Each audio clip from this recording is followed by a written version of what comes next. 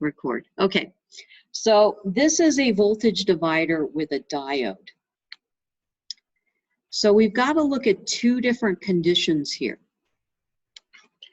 Is Vn, what do they call it? Vn greater than 0.7 volts.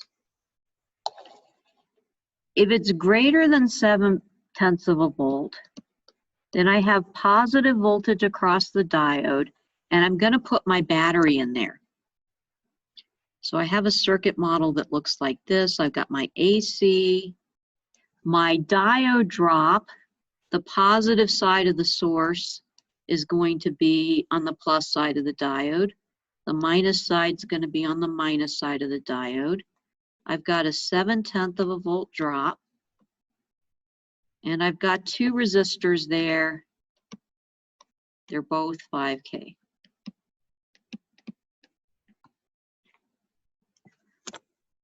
So now I just analyze that circuit. Vn, now the volt, I could add these two sources together because they're in series. So this would be the plus side and this would be the minus side.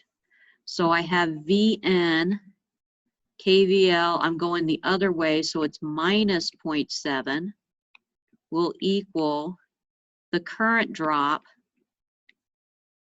times R1 plus R2, which is 10K.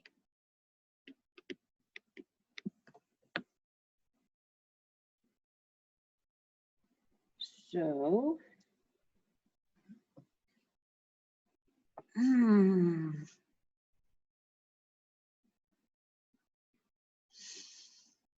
if I'm thinking about let me draw the diagram over here. What this looks like. Trying to think of how to explain this. So if Vn was 10 volts, let's say at the peak here, 10 volts, I'd have 10 minus 0.7 is 9.3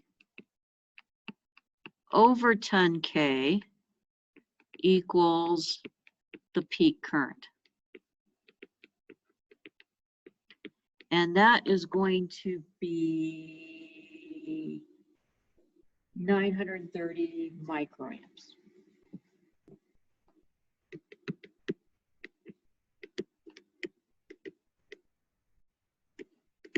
And the peak voltage here would be 10 minus 0.7 would be 9.3 volts. And 9.3 volts going into a voltage divider gives me 4.65 volts. So my peak voltage when this is at a peak is 4.65 on the output.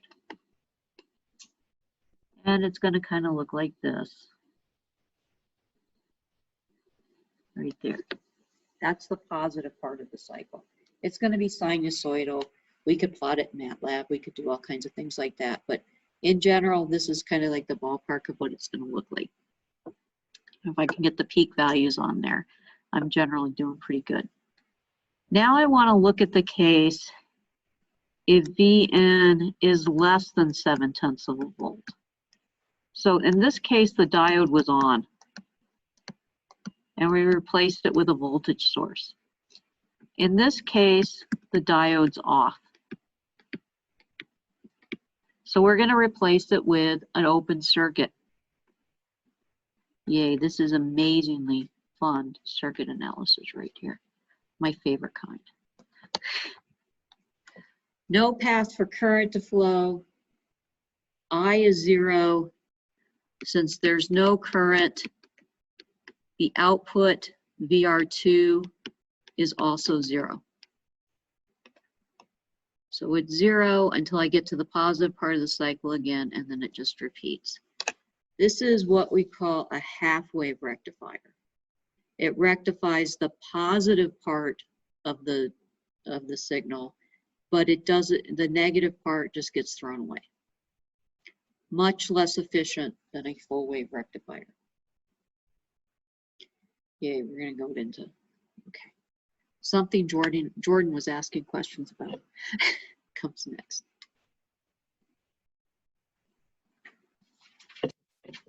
I should remember to go crunch Altoids in the bathroom tonight. I'll have to go in my son's bathroom. I have skylights in my bathroom, it wouldn't work, especially the full moon. Okay, so this 7/10 on or off model is okay if you're just trying to figure out what did I do wrong? Is my circuit behaving like it should be? But there's an equation that kind of is a better model of what the current through a diode is. Now, things like multisim and Mentor graphics that we'll use in 380 have even more complicated models of a diode that have like 20 parameters to them that will give you an even better idea of what the current is. But for hand calculations, we use the ideal diode equation. The current through the diode equals IS, and IS is a constant. You get this off the data sheet.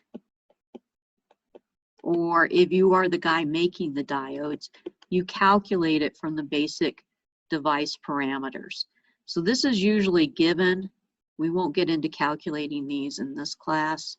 This is like 1 femtoamp, really small number, but it gets multiplied by the voltage you apply across the diode,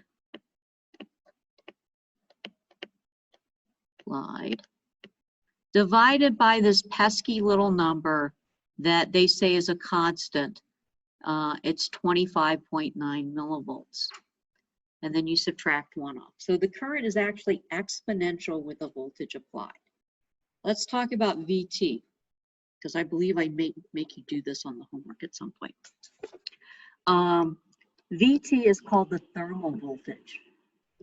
It equals K, which is Boltzmann's constant, times the temperature in Kelvin, not Fahrenheit, not Celsius. It has to be in Kelvin, over Q, which is the charge on an electron. 25.9 millivolts corresponds to about 80, I want to say 85 degrees Fahrenheit. It's room temperature in Phoenix, where people don't run the air conditioner that well. So if you're talking about room temperature in Flagstaff in the winter, it's probably more like 25 millivolts. It's highly a function of temperature, and since it's highly a function of temperature, this current is a function of temperature too. All semiconductor devices performance is based upon what temperature it's operating at. This is why when I was at Motorola, we had like these ovens that we would reel in. We designed for things to work at room temperature, and then we'd heat them up to what we thought was a reasonable value, like 110 degrees C, not C, 110 degrees Fahrenheit. And then we freeze them down to minus 40 degrees C, which is the same as minus 40 Fahrenheit, and we'd see how they worked, just to verify that the phones would work. And we didn't realize we should have tested them up at higher temperatures, because what happened the first time we sold our phones is people in Saudi Arabia would leave them in their car in the summer. It wasn't hot enough in Phoenix to make this happen, but it was hot enough in Saudi Arabia to actually melt the displays.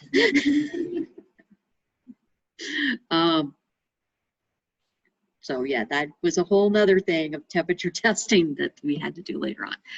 So everything's really a function of temperature. Now, if you put a negative voltage across here, at negative values, this becomes a really small number. And so pretty much you get -1 times IS. So your current's -1 femtoamp, not a lot. And it depends upon how good your diode is, what its leakage current is. Same thing here. I put 0 volts across here, I get 1 minus 1, so it comes out to be perfectly 0. At 1/10 of a volt, I'm getting 46 femtoamps. As I go up and I get 0.5, it's an exponential curve. I'm at 242 nanoamps. I'm at 0.6 volts. I'm at 11.5 microamps.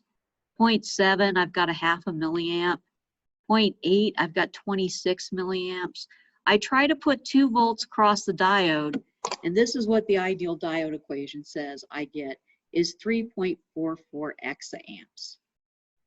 And that is, let's see, giga's 9, tera's 12, peta's 15, 10 to the 18th amps. Now your poor little diode, if you try to put 10 to the 18th amps across it, through it, is going to warm up so much that it's just going to self-explode. This doesn't happen. The first time I ever taught this class, I actually put this problem on the exam, is I asked the students, what is the voltage, what is the current through the diode if you put 2 volts across it? And this one kid who's really bright, and he's working at Gore right now, he just sat there and goes, this has got to be wrong. You can't put that much current through a diode. Okay. Yeah, sometimes I do stuff like that. So just, if you reasonably know what's going on, no, it's okay. Same thing we can do here. We can take voltage values. We could solve this equation for voltage. Let's see if I can do this correctly. I over IS. I would have to then add 1, would equal E to the V over VT. We'd have to take the ln of both sides of that, because the ln and the e's cancel each other out. So I get the ln of I over IS plus 1 equals V, and then I move the VT over here. So we can get the voltage if we know the current. And we could plug those values in, and you can see that, you know, for every, you know, small changes in a change of a factor of 10 in current here is only about 60 millivolts difference across here. And so that's the part of the curve when we're looking at the current through the diode versus the voltage across it. We say in the lab it looks like this, but in reality it's an exponential curve. It's a little bit, it's smoother. It looks more like this.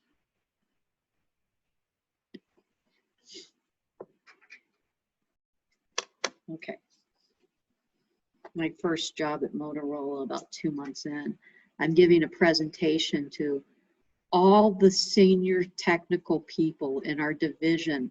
And the point of this was basically like, look, this is a diode. The diode, the diode characteristics are nonlinear. They had this thing that measured power, and they took the RF power and they rectified it.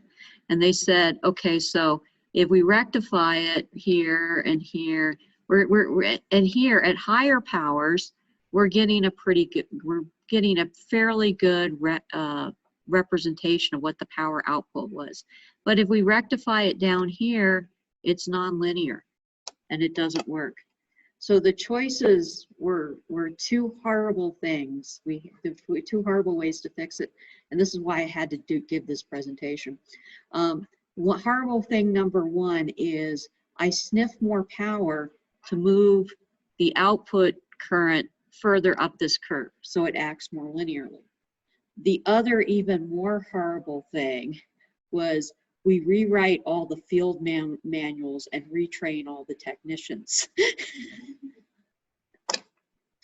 Waste power. And we were like right at 45 minutes of talk time, which was a big deal right then. Okay, so no, it's really nonlinear. We can't do this. So yeah, this is the approximation, the on-off, and this one right here is the exponential. Now, when we're analyzing these circuits, a lot of times, this is a DC value right here. So if I have a DC value, those diodes are either going to be on or off. We have to figure out, kind of make a guess. Let me guess this one wrong and see what happens. Well, if I guess this one wrong, what happens? I don't know if I want to do that. I'll guess this one right. Okay, so since I've got positive voltage on the P side, and I've got I got lower voltage on the N side of these diodes, we can pretty much say, okay, I'm going to guess those diodes are on. And if those diodes are on, I have a path for current to flow to ground, and everything returns from ground back to the power supply because those are connected together or referenced to each other. So the way I would model this is I've got 10 volts up here. I've got R, which is 200 ohms. And I've got a positive on the positive side of the diode, positive. I've got 3 voltage sources in series to ground, and they're all at 7 tenths of a volt. So this would be my first order model of this. And if I want to figure out what V out is, or V, I just 3 voltage sources in series, they're going to add, this is going to be 2.1 volts. Or we could use KVL and write it around this loop right here. 0.7 plus 0.7 plus 0.7 minus V out equals 0. We could figure out how much current I have through the resistor at this point, because now I know this is 2.1 volts. So the voltage, oh, I think I did this in my other class, and not in here. Ohm's law.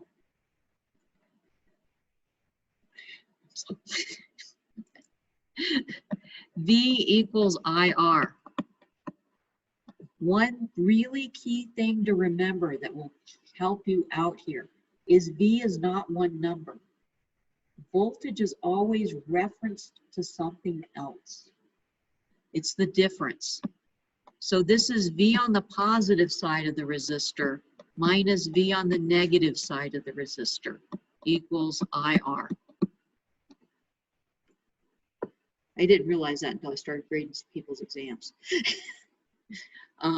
If I want to use Ohm's law with this one, I have to use the difference in voltage across here. 10 minus 2.1. So the voltage drop across that resistor would be 7.9 volts. Over 200 ohms gives me a number, which is the current. So we could find the current. Being able to apply Ohm's law will actually get you fairly far in 380. Like at least a 50% on the exams. That's it, some people can't do that. Are we? That's not it. What else do we, oh, that is a good stopping point. We got, oh, it's time. Any questions? What we're going to do next class is we're going to talk about some diodes and circuits and go through and do the actual analysis. We'll start out with this small signal method. It's not really used that much with diodes, but it will get used a lot with MOSFETs and BJTs when we get there. Other transistors, and then yeah, we'll talk about analog, and we'll do that, and then we'll look at the rectifiers and limiters. The rectifiers and limiters are what the Lab 5 are going to be on, and these are the most common circuits diodes get used for. Another place where diodes get used a lot is in power circuits. If you have like a buck converter or a boost converter,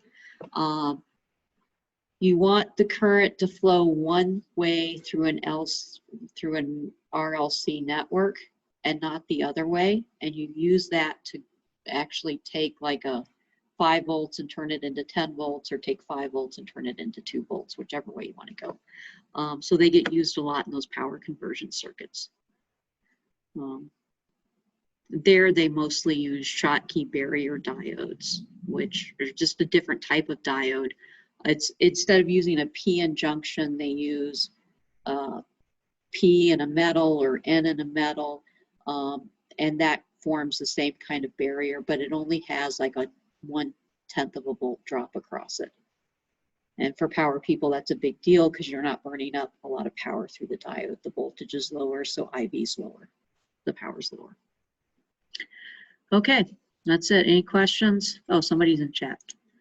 Can you give my exam to Mr. Arnold?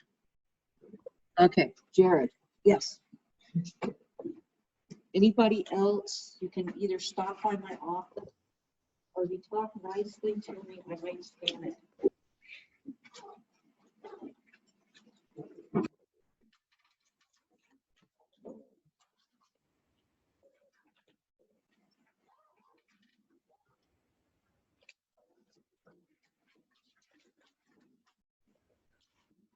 Oh, let's see. Is anybody missing? Ibrahim, Tyler, Shep, and Mark.